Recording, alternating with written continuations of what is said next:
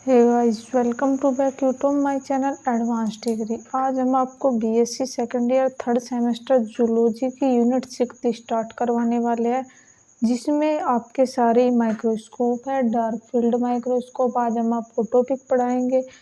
इससे अगली वीडियो में इसके किसी और टॉपिक के बारे में डिस्कस करेंगे। सभी माइक्रोस्कोप हम जल्दी ही आपके कंप्लीट करा देंगे और हमने आपको 3 यूनिट पहले से ही कंप्लीट करा दिया है। अगर आपको कोई नया टॉपिक पढ़ना है तो आप हमें कमेंट करके बता सकते हैं। तो चलिए, अगर आप हमारे चैनल से नहीं जुड़े हैं अब तक, अगर आपको प्रीवियस वीडियो लेक्चर देखने हैं तो डिस्क्रिप्शन बॉक्स में उसका लिंक पड़ा हुआ है, तो आप वहाँ से देख सकते हैं।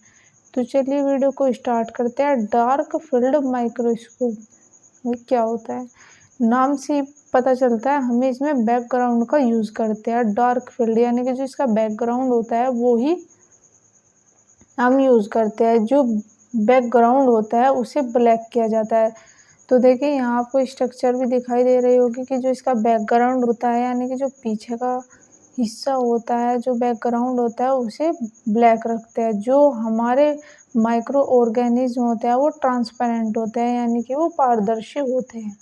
तो जब वे पारदर्शी हो गए तो हमें कुछ तो ऐसा करना होगा कि वो हमें कलरफुल या अदर कलर के दिखाई दे। तो जो हमारे माइक्रो ऑर्गेनिज्म होते हैं वो ट्रांसपेरेंट होते हैं, उनको हम बिना स्टैन किए उनके बैकग्राउंड को बैक करके देख सकते हैं। तो हम मान लीजिए हमारे जो माइक्रो ऑर्गेनिज्म है हम उन्हें स्टैन ना करें तो हम अपना बैकग्राउंड जो है उसे ब्लैक करके हम उन्हें देख सकते हैं। इसमें जो माइक्रोब्स है उन्हीं पर लाइट डाली गई है। तो देखिए, सब समझ लीजिए ये आपका बैकग्राउंड है। ये इसमें ये क्या है, ये आपको लाइन लाइन जो दिखाई दे रही है ये हमारे माइक्रो ऑर्गेनिज्म है और ये डार्क बैकग्राउंड है। यानी कि कोई भी हमारा जो डार्क फील्ड लेंगे यानी कि जिसका बैकग्राउंड जो है वो ब्लैक कलर का होगा और ये हमारे माइक्रो ऑर्गेनिज्म है। तो हम क्या करेंगे, इसमें जो हमारे माइक्रो ऑर्गेनिज्म है ओनली उन्हीं पर लाइट को डालेंगे। तो देखिए ये अलग ही दिखाई दे रही है। अब बात करेंगे इसके प्रिंसिपल यानी कि किस बेसिस पर ये काम करता है। तो जो देखिए इसका प्रिंसिपल है, जो इसका बैकग्राउंड है उसको ब्लैक करके क्रिएट कॉन्स्टेंट किया जाता है। तो क्या किया जाता है, इसमें ब्लैक किया जाता है।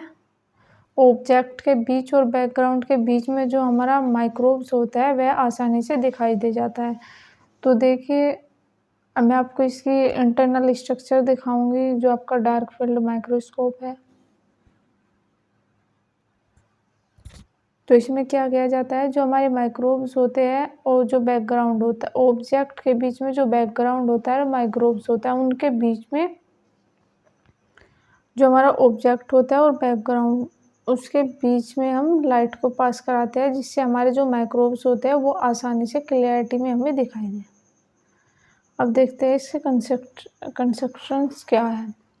तो इसमें क्या क्या चीज़ चाहिए, यानी कि इसकी इंटरनल जो स्ट्रक्चर होती है उसमें क्या क्या चीज़ होती है वो देखते हैं। पहले जो इसमें यूज़ किया जाता है वो लाइट सोर्स यूज़ किया जाता है, यानी कि लाइट के थ्रू ही हम अपने माइक्रोब्स को देख सकते हैं। दूसरा क्या है, कंडेंसर लेंस होता है इसमें। तीसरा जो होता है हमारा स्पेसिमेन होता है जो हम लेते हैं देखने के लिए। फोर्थ जो है वो ऑब्जेक्टिव लेंस होता है और जो फिफ्थ जो है वो आईपीस लेंस होता है, यानी कि जिससे हम अपनी आंखों के जरिए देख पाते हैं। और जो लास्ट होता है वो डार्क फील्ड स्कोप होता है जो कि एनुलर अपर्चर का होता है।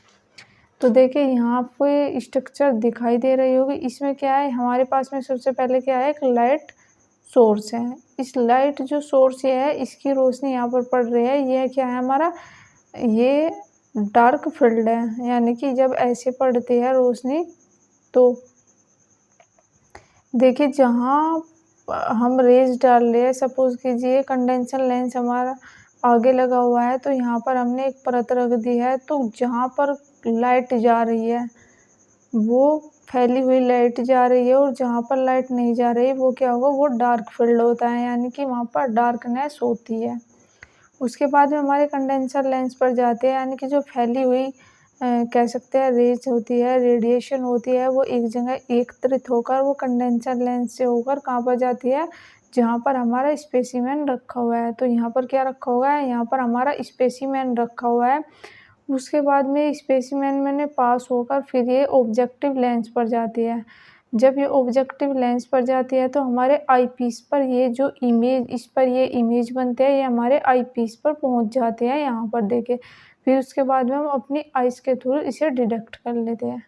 तो आई होप कि आपके समझ में आ रहा होगा। अगर नहीं आ रहा तो आप मुझे कमेंट करके ज़रूर बताइएगा। मैं आपको लाइव क्लासेस में स्टार्टिंग से सिलेबस या आपको कुछ चीज़ रिवीजन करना होगा वो मैं आपको करा दूँगी। तो देखिए मैं दोबारा से बता दूँ, लाइट सोर्स। तो सबसे पहले क्या है, इसमें लाइट सोर्स है जो कि इसमें डार्क फील्ड हो रखा है। उसके बाद में कंडेंसर लेंस लगा हुआ है, जो फैली हुई कह सकते हैं रोशनी होती है, रेज होती है, रेडिएशन होती है, वो एकत्रित हो जाती है। उसके बाद में हमारा स्पेसिमेन यहाँ पर रखा हुआ है, आप देख रहे होंगे। उसके बाद में ऑब्जेक्टिव लेंस है जो कि इसमें पास हो रहा है। उसके बाद हमारा आई लेंस है, फिर हमारी आई है जो कि हम इसे डिटेक्ट करने का काम करते हैं। तो देखिए अब मैंने आपको वो डायग्राम तो समझा दिया। अब ये देख लेते हैं ये वर्क कैसे करता है। इसमें एक एनुलर अपर्चर यूज़ किया जाता है। तो देखिए जहाँ पर आपने देखा होगा स्पेसिमेन रखा हुआ था, वहाँ पर क्या यूज़ होता है, वहाँ पर एक एनुलर अपर्चर यूज़ किया जाता है,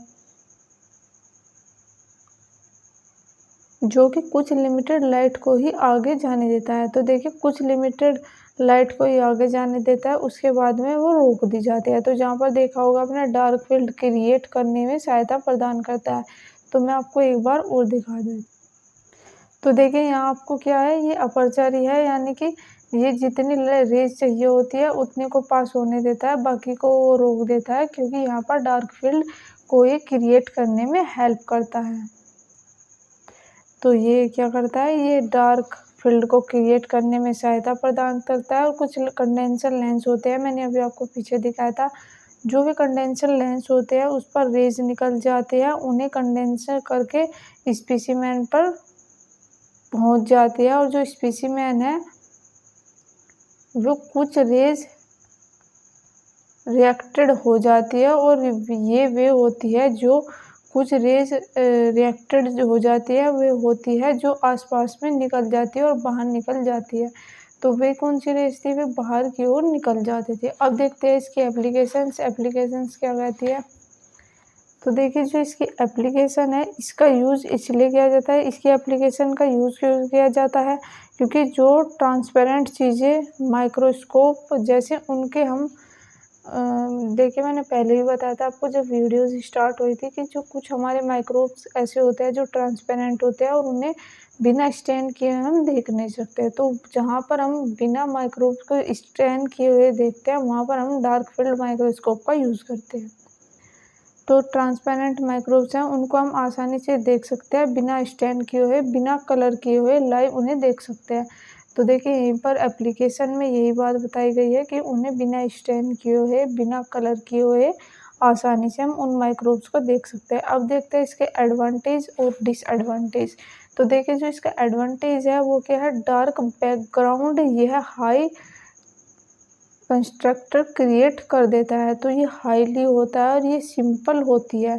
जैसे आप फेस कंस्ट्रक्ट माइक्रोस्कोप में देखे होंगे, यह इजी होती है जो जिंदा माइक्रोब्स होते हैं। तो देखिए यहाँ पर क्या एडवांटेज है कि जो जिंदा माइक्रोब्स होते हैं हम उन्हें देख सकते हैं, यानी कि वे मूवमेंट करते रहते हैं तो हम उन्हें देख सकते हैं। लेकिन जो फेस कंस्ट्रक्ट माइक्रोस्कोप है, वहाँ पर जिंदे माइक्रोब्स को नहीं देखा जाता, वह रिप्रोडक्शन कर रहे हैं उन्हें हम देख सकते हैं, उन्हें स्टैन करने की ज़रूरत नहीं पड़ती। जब हम स्टैन करते हैं किसी माइक्रोब्स की तो उनकी ज़्यादातर मृत्यु हो जाती है, जिसके कारण हम उन्हें देख नहीं सकते। लेकिन यहाँ पर डार्क फील्ड माइक्रोस्कोप में क्या है, यहाँ पर हम उनकी लोकोमोशन, उनकी मूवमेंट को भी देख सकते हैं लाइव, उनके रिप्रोडक्शन को तक भी देख सकते हैं लाइव। अब देखते हैं इसके डिसएडवांटेज की। डिसएडवांटेज क्या है, क्योंकि जिस चीज़ के एडवांटेज होंगे उसके डिसएडवांटेज पक्का ही होंगे। अगर हम डस्ट पार्टिकल आ गया, मान लीजिए हमने स्टेन नहीं करते हम इस प्रोसेस में, तो कोई भी डस्ट पार्टिकल आ गया जहाँ पर जिसकी हम स्टडी कर रहे हैं, तो वह भी लाइट की उपस्थिति में चमकेगा।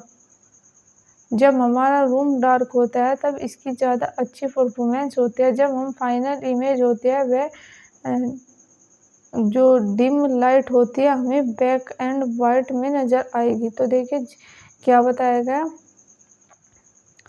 कोई एक कण है तो वो भी रेज में बहुत ज़्यादा चमकेगा, क्योंकि वहाँ पर स्टैंड तो किया हुआ नहीं है और जो फील्ड है पीछे का वो क्या है, वो डार्क है, तो इसलिए वो भी चमकदार दिखाई देगा। और क्या बताया, इसकी अच्छी परफॉर्मेंस होती है। हमारी फाइनल जो इमेज आएगी वह डिम लाइट होगी और हमें ब्लैक एंड वाइट में नज़र आएगी। तो आई होप कि आपके समझ में आया होगा। आप मुझे कमेंट करके ज़रूर बताइएगा कि वीडियो कैसा लगा। जब तक के लिए आप हमें लाइक कीजिए, सब्सक्राइब कीजिए और शेयर कीजिए और कमेंट करके बताइए वीडियो कैसा बना है। तो थैंक यू गाइस, मिलते हैं किसी नए टॉपिक के साथ में। अगर आपको किसी टॉपिक पर वीडियोस बनानी होगी तो आप मुझे कमेंट करके ज़रूर बताइएगा। Thank you guys.